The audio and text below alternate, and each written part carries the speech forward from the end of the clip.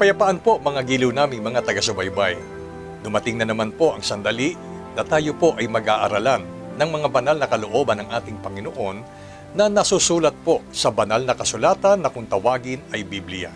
At ito po ay handog namin sa inyo sa pamamagitan ng programang Ang Kabanal-Banalan.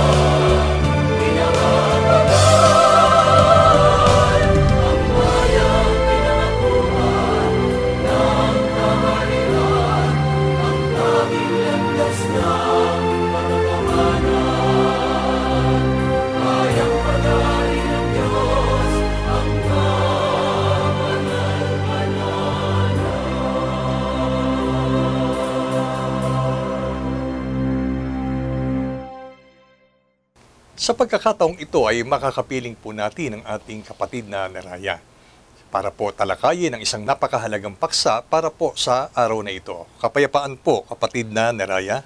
Kapayapaan din po sa inyo, kapatid na Benhanan, at kapayapaan po sa lahat ng aming mga mahal na taga-subaybay. Sa araw na ito ay tatalakayin po natin ang isang paksang aralin na may pamagat na napakabuti ng lahat ng mga gawa ng Diyos. Hindi po karakaraka ay sasampalatayan na natatanggapin ito o sasang-ayunan ng lahat ng tao sapagkat batay sa atin pong pinagdaraanan sa mundong ito, may mga kanikanyang problema, pagsubok at ang tao'y humahantong sa kaisipang halos sinisisi ang ating Panginoon Diyos. Ngayon ay ipauunawa sa atin kung gaano nga kabuti ang mga gawa ng ating Panginoon Diyos at dahil dito'y ano ang ibig ng Diyos na malikha sa kalooban ng tao bilang pagtanggap at pagsampalataya na ang Diyos ay napakabuti kung gayon ang lahat ng kanyang mga gawa ay totoong napakabuti. Kaya samahan niyo po kami mga giliw naming mga taga-subaybay sa ating pagpapasimula, kapatid na Neraya. Ano po ba ang ating natututunan ng likhain ng Diyos ang universo at ang lahat ng naririto? Ang sagot po ng Biblia ay mababasa po natin sa Aklat ng Henesis. Ang kapitulo po ay 1 at ang versikulo ay 31. Basahin po muna natin ang talatang ito upang tugunin ang atin pong mahalagang katanungan. At nakita ng Diyos ang lahat ng kanyang nilikha, at narito, napakabuti. At nagkahapon at nagkaumaga ang ika-6 na araw. Sa talata po na ating binasa at atin pong narinig ay mauunawa po natin na sa pasimula pa lang ng paglikha ng Panginoon ng lahat ng mga bagay ay tiniyak na po ang turo at aral mula sa Biblia. Gaya ng ating narinig, nakita ng Diyos ang lahat ng kanyang nilikha at narito, napakabuti. So sa pasimula pa lang po, dapat nating matutunan na may mga bagay na kaya umiiral, may mga bagay na kung bakit nakikita tayo ngayon, ay dahil yan ay bunga po ng paglikha ng ating Panginoong Diyos. At ang layunin ng Diyos kung bakit niya nilikha ang lahat ng mga bagay, at ito po ay para sa ikabubuti nating lahat. Kaya ang tiyak na aral at turo ng Biblia, narito, napakabuti. At kung tatalakayin po natin, maraming mga bagay na nilikha ang Panginoon dito po sa sangkalupaan, kahit yung mga bagay na ating nakikita sa sangkalangitan o sa buong universo. Ang lahat po ng ito ay napakabuti at ito'y bunga ng paglikha ng ating Diyos na nasa kalagayang napakabuti din naman.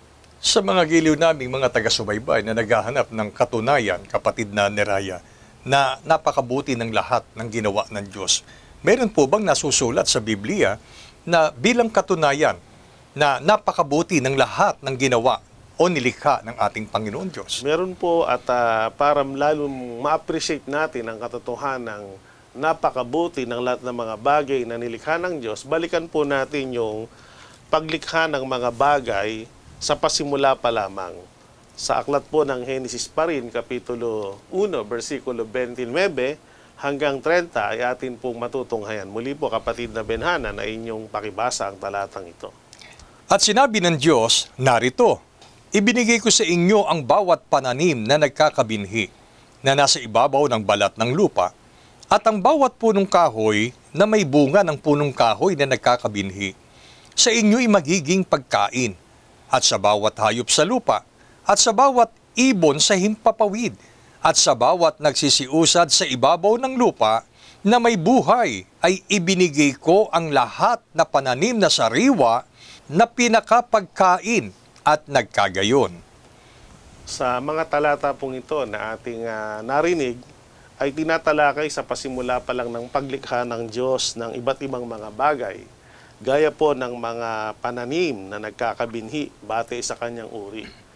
At ito anya ay nilikha ng ating Panginoon, gaya ng iba't ibang klase ng punong kahoy, ng halaman, gaya ng mga gulay, prutas, at iba't iba pang mga bagay. Kaya ito nilikha ng Panginoon, at para ma-appreciate natin ang kabutihan nito, ito ay magiging pagkain anya ng mga tao. Magiging anya yung mga iba't ibang uri ng hayop, iba't ibang uri ng ibon sa himpapawid, kahit yung iba't ibang uri ng isda sa dagat. Ang layunin ng Diyos kung bakit ito nilikha, at para lalo nating makita na ito'y napakabuti, ang lahat po ng mga bagay na ito ay totoong kapaki-pakinabang.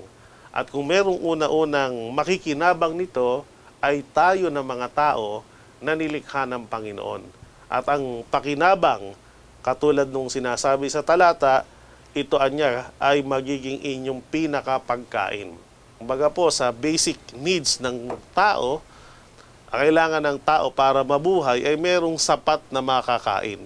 Pero sa pasimula pa lang ng paglikha ng Panginoon, hindi nga lang po sapat, kapatid na Benhan, kundi sumasagana na magiging source ng ikabubuhay o pinakapagkain ng tao, yung mga halaman, yung mga puno, iba't ibang uri ng hayop, at mga isda sa dagat, para suplayan ang pangangailangan ng tao. At hindi lang po ito nung panahon nila.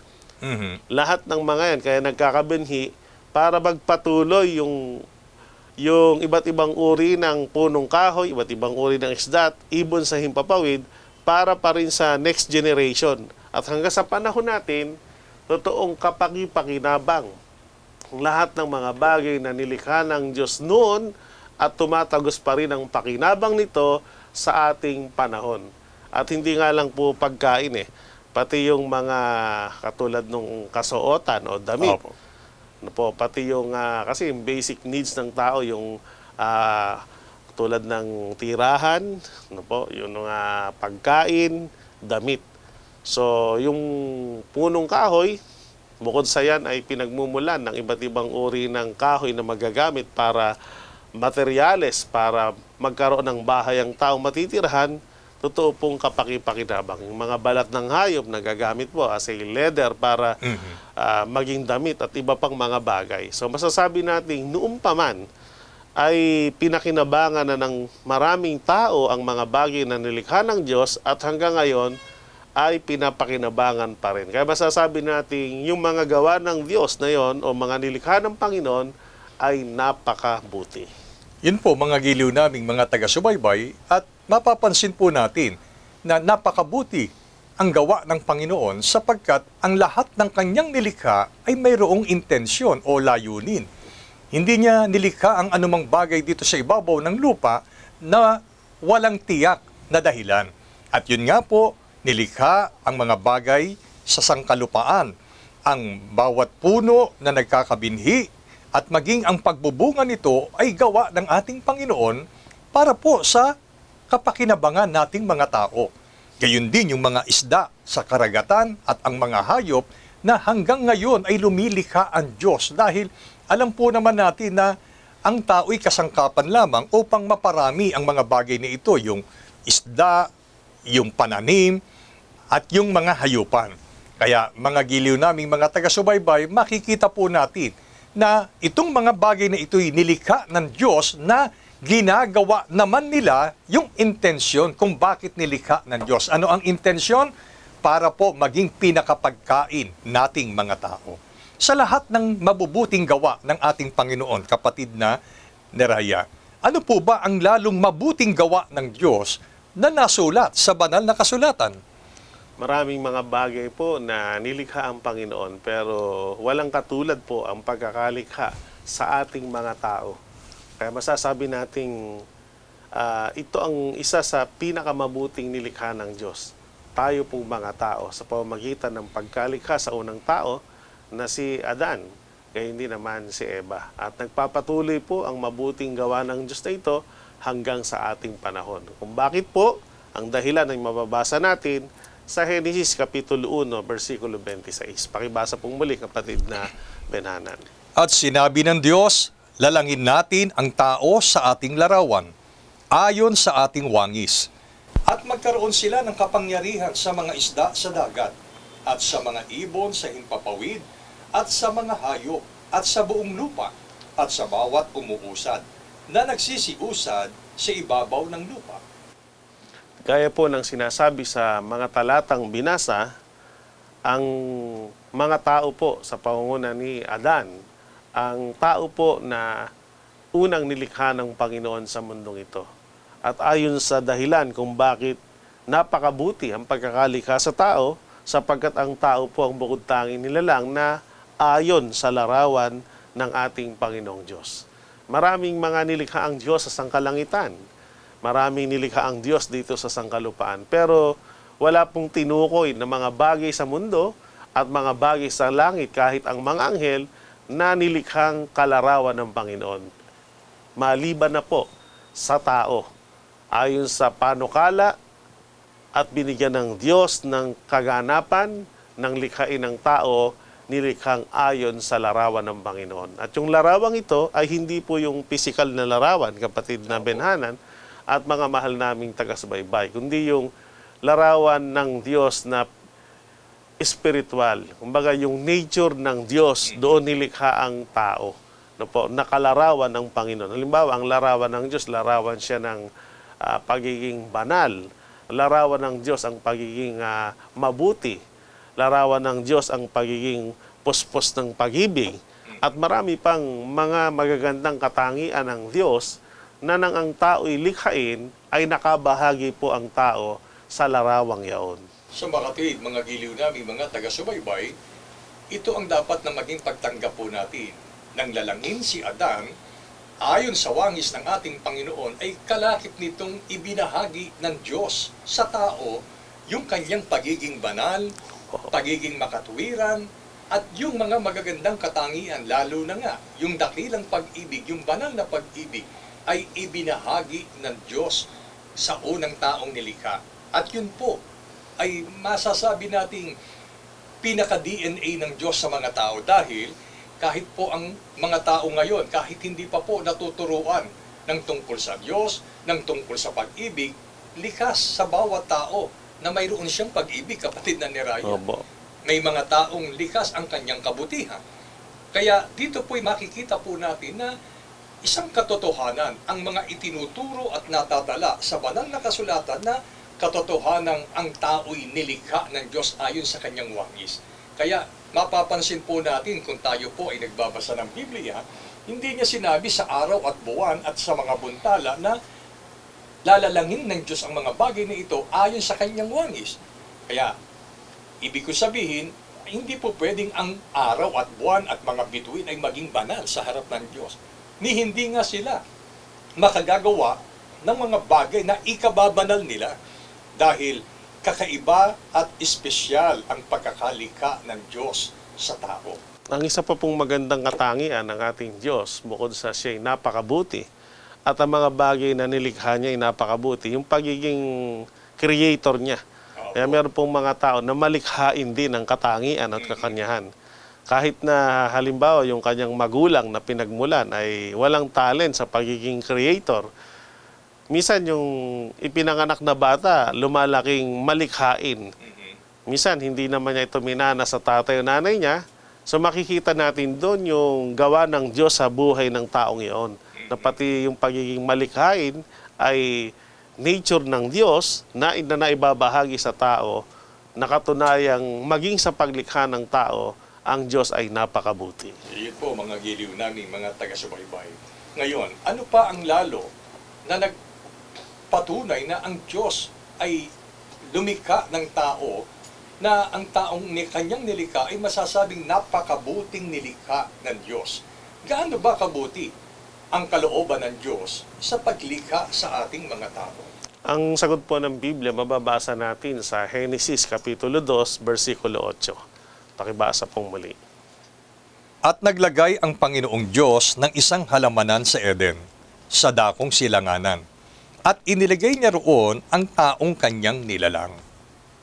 Sa talata pong binasa ay maunawa natin na sa pasimula pa lang po ng paglikha ng Diyos sa tao, ay makikita natin ang kabutihan ng Diyos at ang kabutihan niya sa mga tao. Gaya ng ating narinig, bago pa likhain ang tao, ay kasama na una nang nilikha ng Panginoon ang mga bagay na kakailanganin ng tao. At dito po sa talata, ang taong nilikha ng Diyos ay inilagay sa isang halamanan na tinatawag na halamanan sa Eden. So ang halamanan sa Eden ay yan po yung tinatawag din namang paraiso. Ano po? Na sa paraiso, isang lugar na masagana. Pwede nating sabihin ang season o panahonan doon ay puro harvest season. Isang lugar na hindi mo na kailangan magtanim para mag-harvest. Kumbaga, isang lugar na hindi mo na kailangan magtrabaho para mabuhay. Kundi sapat na yung nature o kalikasang likha ng Diyos sa paraiso o sa halamanan sa Eden para supplyan ang lahat ng needs o mga pangangailangan ng tao. At hindi nga lang po sapat, kundi ayon sa masaganang pangangailangan ng tao, ay isinusupply ng kalikasang likha ng Diyos. So doon po makikita natin yung kabutihan ng Diyos at yung kabutihan ng pagkakalikha ng Diyos sa tao, sapagkat gumawa ang Diyos ng halamanan, doon inilagay ang tao na kanyang nilikha. At ang naging paraan ng paumuhay doon ay isang paumuhay na para ipakita na napakaganda ng plano ng Panginoon. Gusto niya ang tao maranasan yung masagana at maginhawang paumuhay kasama ng ating Panginoon sa paraiso. Yun po, mga giliw naming taga-subaybay. Dito'y mababanaag natin at makikita natin kung gaano kabuti ang kalooban ng Diyos. Walang ipinlano ang Diyos para sa mga tao sa ikasasama ng tao. Ito po ang dapat nating tandaan. Maliwanag na maliwanag, bago pa likhain ng Diyos ang tao, inihanda niya muna ang mga bagay na kanyang kakailanganin. Ibig ng Diyos maranasan ng tao ang isang pamumuhay na sagana sa kapayapaan, sagana sa kagalakan, at hindi kailanman mamamatay, kapatid na Neraya. Ito ang orihinal na plano ng Diyos. Opo. Nang likhain niya si Adan at si Eva. Kung paano po ang Diyos ay immortal, yun ang larawan ng Panginoon. Ganon Opo. din ang unang kalagayan ng Isa sa tao. wangis yun ng Panginoon, yung pagiging immortal. Masaganang pamumuhay. Subalit, hindi po ito nanatili. Yung kasaganaan ng pamumuhay, yung kaginhawahan ng pamumuhay, yung kapayapaan, yung pisikal na katawan na hindi makararanas ng kamatayan o anumang karamdaman ay dagli ang nawala sa ating mga tao, kapatid na Neraya. At alam po natin yon, mga giliw naming taga-subaybay, ito'y nagpasimula ng labagin ni Adan at ni Eva, ang unang utos sa tao. Simula noon, isinumpa maging ang lupa. Hindi na magbubunga ang lupa, hindi na magha-harvest ang tao, malibang ang tao'y magtrabaho. Kaya sabi ng Panginoon, sa pawis ng iyong muka ay kakain ka ng tinapay. So nagkaroon po ng kapighatian, katumbas kasi ito ng paglabag ng tao sa kalooban ng Diyos. Maging ang panganganak ng babae, kapatid na nila, di po ba? Opo. Kaya yun po, hanggang sa henerasyon po natin ngayon, yun po ang nararanasan. Pero hindi ang ibig sabihin ay hindi mabuti ang Diyos dahil hanggang ngayon nararanasan natin yung kanyang mga nilikha gaya ng mga punong kahoy, halamanan, mga isda sa dagat, mga ibon sa himpapawid, maging ang mga hayupan ay patuloy niyang ipinoprovide sa tao para meron tayong makain. Ang naging kaibahan lang ay kinakailangang magtrabaho ang tao, kapatid na Neraya. Kaya sayang, hindi po nasustinahan yung mabuti at napakabuting kalagayan ng tao noon dahil sa pagkakasala ng mga unang tao, kapatid na Neraya. At ang isa pa pong naging dahilan o epekto ng pagkakasala ng tao, yung napakagandang kalagayan, namumuhay na kasama ng Diyos. Opo. Hindi po napanatilihan ng tao. Ang tao ay napalayo sa Panginoon dahil sa pagkakasala. Pero magkagayon pa man, kapatid na Benhanan, nananatiling ang Diyos ay napakabuti at nananatiling napakabuti pa rin ang kanyang plano para sa mga tao. Opo. Sapagkat sa kabila na ang tao ay nahulog sa pagkakasala, ay ipinakita pa rin ng Diyos ang kanyang kabutihan. Paano nga niya ito ipinakita, kapatid na Neraya? Binigyan niya po ang mga tao ng pagkakataong ang tao na napalayo sa kanya ay makapanumbalik sa kanya. At yan po sa pamamagitan ng sila po ay magkaroon ng anak, ay binigyan ng pagkakataong makapanumbalik sa parang matuto silang maglingkod o maghandog sa Panginoon. Mababasa po natin yan sa Genesis Kapitulo 4, versikulo 2 hanggang 4. At sa muli ay ipinanganak ang kanyang kapatid na si Abel. At si Abel ay tagapag-alaga ng mga tupa. Dadapwat si Cain ay mangbubukid ng lupa. At nangyari, nang lumalakad ang panahon, ay nagdala si Cain ng isang handog na mga bunga ng lupa sa Panginoon. At nagdala rin naman si Abel ng mga panganay ng kanyang kawan at ng mga taba ng mga yaon. At nilingap ng Panginoon si Abel at ang kanyang handog. Sa mga talatang ating binasa, ay maunawa po natin na bagamat dahil sa pagkakasala ni Adan at ni Eva, na naging dahilan para sila'y malayo sa piling ng Panginoon, pero hindi po tumigil ang Diyos sa pag-isip ng paraan para ang tao ay makapanumbalik sa Kanya yung next generation. Opo. So, sa pagsasama ni Eva at ni Adan, nagkaroon sila ng anak, at ang naging anak nga nila ay si Cain at si Abel. At nung lumipas anyang panahon, dumating sa isang pagkakataon na natuto si Cain at si Abel na maghandog sa Panginoon. So yung pag-o-offering ng mga bagay na kanilang pinagtatrabahuhan, yung isa po nagtatrabaho sa hayupan, yung isa naman ay sa halamanan. Yung mga bunga nito ay inialay nila sa Panginoon. Bagamat hindi parehong tinanggap, no? Hindi nilingap ng Diyos yung handog ni Cain, pero yung handog ni Abel, dahil ginawa niya ito sa pananampalataya, ginawa niya ito sa pag-ibig, kaya tinanggap ng Panginoon. At yung ganong uri ng magawa na naghahayag ng paglilingkod ay naging daan para makapanumbalik ang tao at makapaglingkod sa harap ng ating Diyos. Yun po, mga giliw naming taga-subaybay, nananatili po ang napakabuting kalooban ng Diyos sa tao sapagkat ayaw ng Diyos na manatili tayong malayo sa Kanya.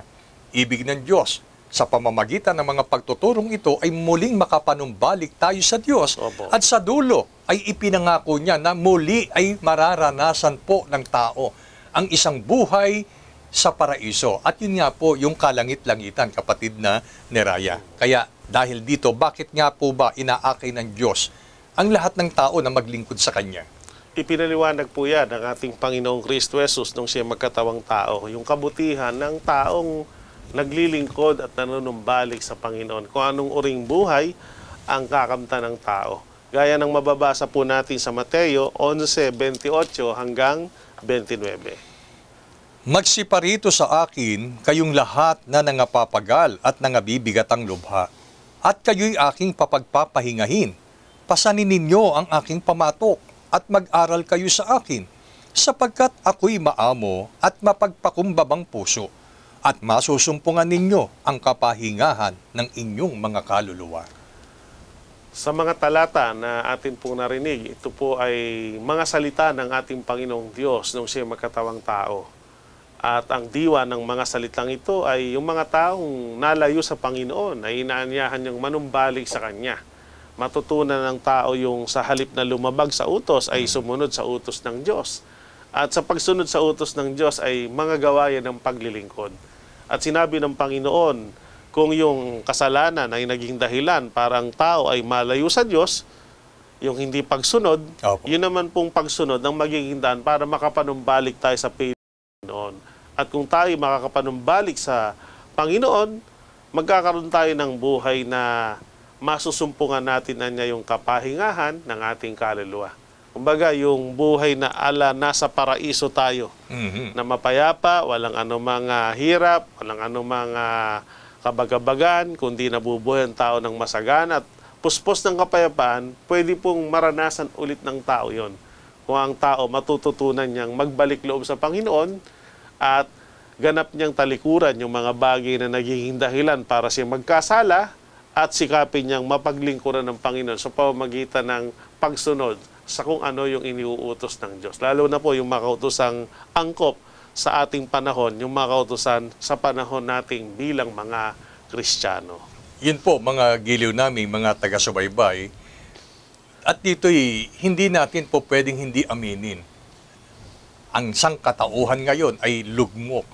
Ang sangkatauhan ngayon ay pawang nangabibigatang lubha. Mayaman ka man o mahirap, mga giliw naming taga-subaybay, may dagli ang sagot ang Panginoon. Bunga ng kanyang napakabuting kalooban sa atin. Inaakay tayo ng Diyos na maglingkod tayo sa Kanya. Ibig ng Diyos, sa halip na pasanin natin ang mga gawa ng kasamaan o kasalanan, ay pasanin natin ang pamatok niya sa paraang mag-aral tayo sa Kanya. At napakabuti itong inyong pagpapasya na patuloy po kayong sumusubaybay sa amin, sapagkat ito'y isang paraan na kayo po ay nakikipag-aralan sa ating Panginoon Diyos. At kung ating tatanggapin at sasampalatayanan itong mga aral na sa inyo'y aming ibinabahagi, tiyak ang Biblia, sabi ng Panginoon, makasusumpong tayo ng kapahingahan. Ito'y kasing kahulugan ng kapayapaan ng ating mga kalooban, ng ating kaluluwa. Ito yung kapayapaan na mula sa Panginoon at hindi kapayapaang mula sa sanglibutan. Kaya tayo na pong magpatuloy, mga giliw naming mga taga-subaybay. Kanina, sinabi natin, ang lahat ng bagay na nilikha ng Panginoon ay mayroong takdang intensyon o layunin.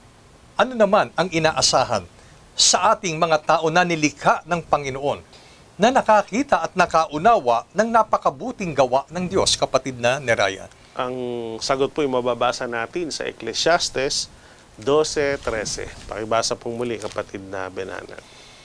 Ito ang wakas ng bagay, lahat ay narinig. Ikaw ay matakot sa Diyos at sundin mo ang kanyang mga utos, sapagkat ito ang buong katungkulan ng tao. Gaya po ng ating narinig batay sa matalinong pag-aanalisa ng Hari si Solomon, pinag-aralan niya ang mga bagay na nilikha ng Diyos at ang mga kadahilanan nito. At hanggang sa humantong siya tungkol sa ating mga tao. Ayon sa kanyang matalinong pag-aanalisa, ang tao niya ay dapat na matutong matakot sa Diyos. Yung banal na pagkatakot. At ang paraan para mapatunayan natin ang mga tao na tayo natatakot sa Diyos, matuto tayong sumunod sa mga utos ng Panginoon. At maunawaan natin na yung pagkatakot sa Diyos at pagsunod sa kanyang mga utos, ito anya ang buong katungkulan ng tao. Kumbaga, ito po ang pangunahing dahilan kung bakit nilikha tayo ng Diyos bilang tao. Inaasahan niya na tayo ang una-unang magbibigay ng mataas na antas ng paggalang sa Kanya at tayo po ang mamumuhay batay sa Kanyang mga bagay na iniuutos, na ito rin naman po ay parang pawang sa ikabubuti natin. At dapat tanggapin po natin na ito ang pangunahing dahilan kung bakit tayo nilikha bilang tao. Dahil lahat po ng mga bagay na ginawa, sabi nga, merong tiyak na dahilan at layunin. At mapalad po tayo dahil ang pagkakalikha ng Diyos sa atin ay tao. Sa atin po ibinigay yung lalong mahalagang gampanin na mapalugod ang Panginoon, mag-glorified siya sa pamamagitan ng pagsunod sa kanyang mga utos, na tayo rin po ang mabe-bless sapagkat sa hindi pagsunod, ang tao po ay napapariwara. Subalit sa pagsunod ng tao, napapabuti at nabe-bless ang ating buhay. At ang isang pagpapala nga ng pagsunod, makapamumuhay tayo ulit sa piling ng Panginoon, taglay po ang kapayapaan ng ating isip, ng ating kalooban, ng ating buhay, at damay na rin po yung kasaganaan sa mga bagay ng buhay na ito. Yun po, mga giliw naming mga taga-subaybay. Kung ang katungkulan ng araw ay magbigay ng liwanag sa kinaumagahan at ang buwan ay tumanglaw sa panahon ng kadiliman, ay nagagawa po nila. Sapagkat yun ang katungkulan nila kung bakit sila nilikha ng ating Panginoon. Tayo pa bang mga tao na perpektong ginawa at nilikha ng Diyos?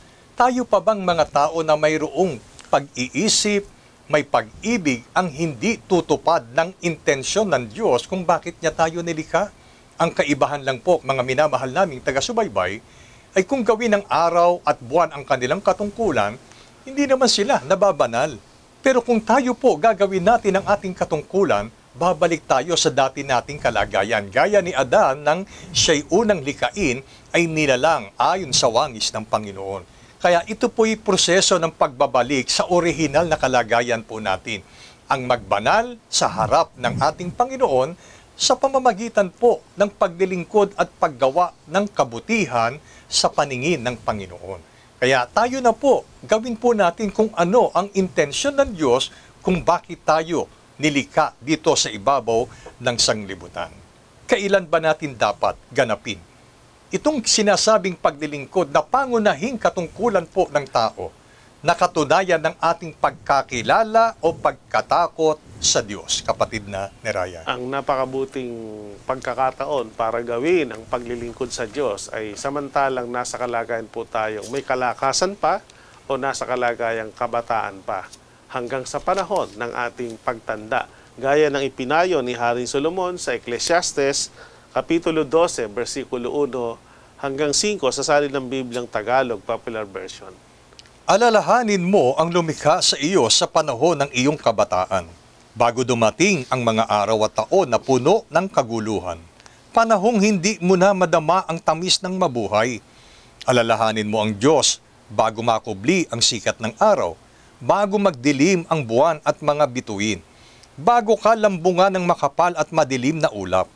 Alalahanin mo siya bago humina ang iyong katawan, bago manghina ang iyong mga bisig, bago mawala ang lakas ng iyong mga tuhod.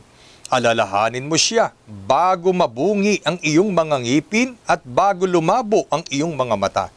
Alalahanin mo nga siya bago ka mawala ng pandinig, na halos di mo marinig ang ingay ng gilingan, ang huni ng mga ibon at ang himig ng awitin. Alalahanin mo siya bago dumating ang panahon na katakutan mong umakyat sa itaas, bago dumating ang panahon na hindi ka na makalakad na mag-isa.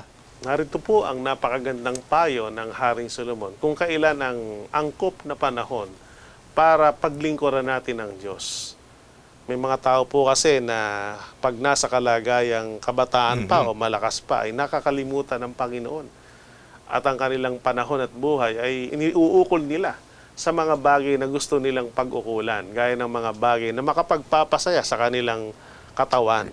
Pero sabi ng Haring Solomon, darating ang panahon na lahat tayo tatanda. Opo. Yung pong mga binanggit na lalabo yung mata, hihina yung pandinig, hihina yung tuhod, di ka na makalakad na mag-isa. Ang lahat po na yon ay paglalarawan na doon tayo papunta ang katawang ito. Wala naman pong tao na pabata ng pabata o palakas ng palakas.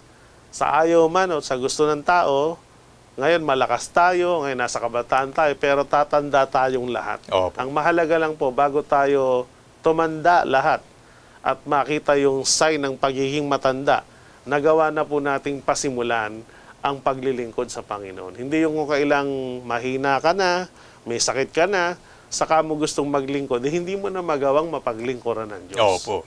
Kaya ipinapayo po sa lahat ng mga magulang na meron tayong mga anak na kabataan, sanayin natin, akayin natin at pangunahan natin ang ating mga anak na paglingkuran ng ating Panginoong Diyos.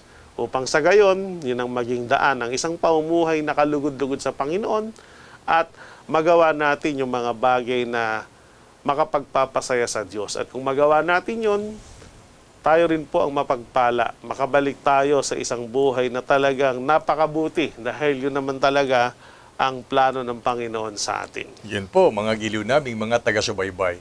Ngayon po ay ipinapaunawa sa atin na hindi makabubuti na panghawakan ang maling katwiran ng tao na bata pa naman ako, tsaka na lang ako maglilingkod. Alam niyo po, hindi po tayo magkakamali, hindi tayo magsisisi kung gawin natin ang mga pagkapayong ito ng banal na kasulatan, na mentras meron pang buhay at kalakasan, gugulin natin ang malaking bahaging ito sa paglilingkod sa Panginoon, kaysa dumating naman ang panahon na puro pagsisisi na lang ang ating masasabi, na pwedeng sabihin ng tao, kapatid na Neraya, na sayang, sana nung kabataan ko, naglingkod na ako sa Panginoon. Wala na pong magagawa yun. Huli na po, mga giliw naming mga taga-subaybay. Sa halip na pagsisisi ang atin pong magawa sa panahon ng ating katandaan, ay sana masabi natin, mabuti na lang, salamat sa Diyos, nagawa ko ang paglilingkod samantalang ako ay nasa kabataan pa noon. At ngayon ay may handang kalooban ka na natanggapin kung ano ang takda ng Diyos. Sana po, mga giliw naming mga taga-subaybay, ay lalong nagpaliwanag sa ating kaisipan, sa ating kalooban, na lalong dapat nating kilalanin, paglingkuran ang Panginoon dahil siya ay Diyos na napakabuti na gumawa ng mga napakabuting bagay alang-alang sa ating mga tao na kanyang nilikha. At sana po, ipagpala sa atin ang mga pagtuturong ito ngayon at kailanman. Amen. Amen.